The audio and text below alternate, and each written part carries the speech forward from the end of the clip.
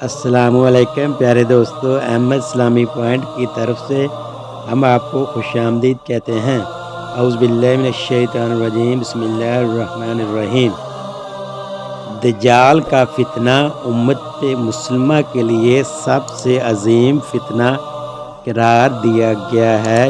یہ وہ فتنہ ہے جو حضرت آدم علیہ السلام کی تخلیق سے لے کر قیامت کے قائم ہونے تک آنے والے فتنوں میں سب سے بڑا فتنہ ہے۔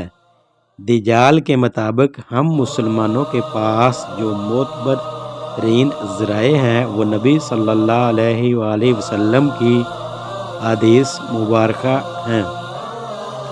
دجال کی سواری حدیث کی کتابوں میں صحابہ کرام رضوان اللہ علیہم اجمعین سے دجال کی مخصوص سواری کے مطابق روایت کی گئی ہے، جس کا مجموعہ یہ ہے کہ دجال ایک چمکدار گدھے پر سوار ہو کر نکلے گا جس کے دونوں کانوں کا درمیانی فاصلہ 40 ہاتھوں کے برابر ہوگا۔ دجال اس گدھے پر سوار ہو کر سمندر میں اس طرح داخل ہوگا جیسے گھوڑ سوار اپنے گھوڑے پر سوار ہو کر ایک دم ندی میں داخل ہو جاتا ہے۔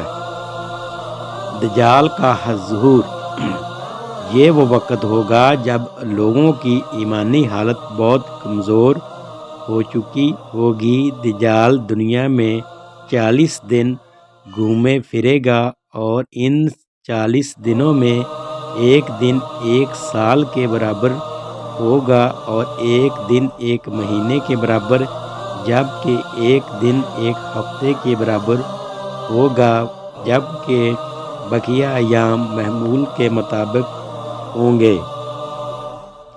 دجال کی رفتار دجال کے لیے زمین سمیٹ دی جائے گی، یعنی وہ بہت تیز رفتاری سے سفر کرے گا اور سورج کے غروب ہونے کے مقام پر اس سے پہلے پہنچ جایا کرے گا۔ سمندر کا پانی اس کے ٹخنوں تک پہنچے گا۔ دجال کے پاس 70,000 کی فوج ہوگی جس کے اوپر سبز رنگ کی چادریں ہوگی، یہاں تک کہ وہ ابو المراق کے ٹلے پر آ کر ٹھہر جائیں گے۔ خدائی کا دعویٰ پھر وہ ایسی بلند آواز دے کر سب کو بلائے گا کہ اس کو زمین آسمان کے درمیان ساری مخلوق سن لے گی۔ پھر دجال ان سب لوگوں سے کہے گا کہ تم لوگ میری عبادت کرو، میں تمہارا خدا ہوں۔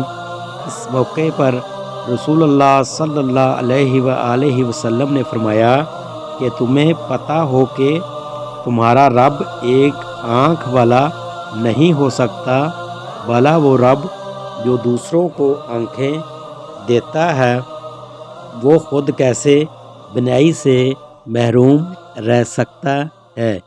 اس بدبخت دجال کے ماتھے پر کافر لکھا ہوگا جسے صرف مومن ہی پڑھ سکے گا اور وہ اسے پہچان لے گا۔ دجال اپنے گدھے پر سوار ہو کر ساری زمین پر گھومے گا۔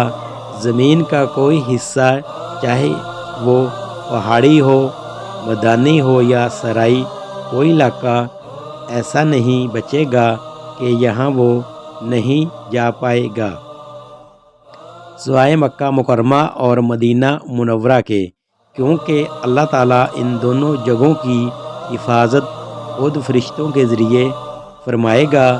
دجال جب وہاں داخل ہونے کی کوشش کرے گا تو فرشتے اس کا رخ پھیر دیں گے۔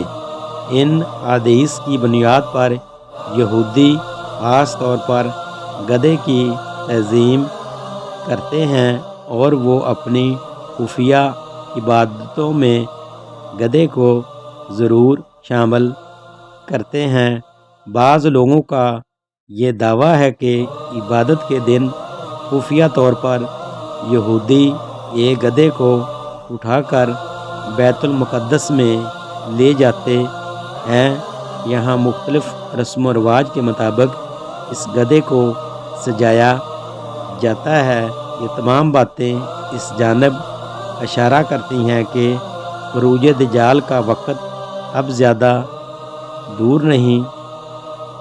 بلا شبہ یہ فتنوں کا دور ہے اور اس وقت انسانیت دجال اور دجال کی قوتوں کے فتنے عظیم کی طرف بڑھ رہی ہے،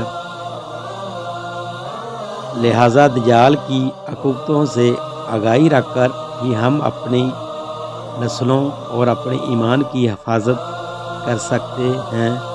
اللہ پاک ہمیں اور ہماری آنے والی سب نسلوں کو دجال کے فتنوں سے محفوظ رکھے، آمین۔